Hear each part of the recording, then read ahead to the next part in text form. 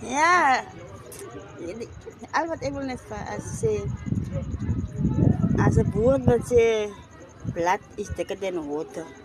But I don't think it's true. Really, I don't think it's true. Want ek dink meer water is dikker as bloed. Want wanneer jy die bloed nodig kry, dan is die bloed nie daar vir jou nie. Maar wanneer jy water nodig kry, dan is die water altyd daar. So dat wat ek kan verstaan hoekom hulle sê blood is thicker than water. Thicker than water. I don't think it's true.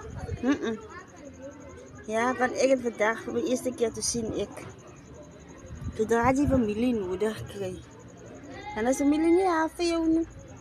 Nee, hulle is nie daar vir jou nie. Hulle sê nie wat vir jou. Nee, ek wil gewoon eerst my probleem opzoeken. Maar man wil jy help altyd wat. Maar jy wil die water vir hulle, dan is het gauw wat water vir jou uithelp. Hallo mense. Kijk, als het niet goed gaat bij de huis, waar even niet goed gaan, moet je laat het op je gezicht uitwijzen, dat gaat niet goed.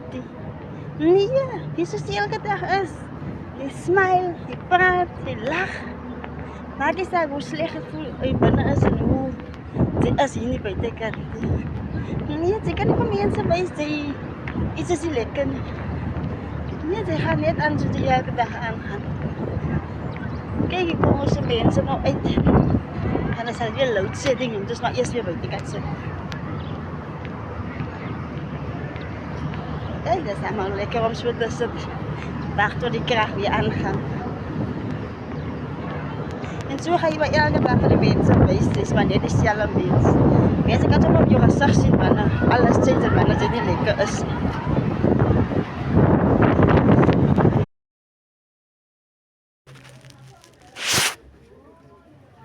Ja, zeg hallo.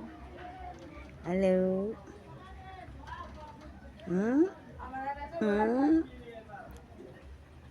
Zeg Lucien. Ano Lucien? Baba.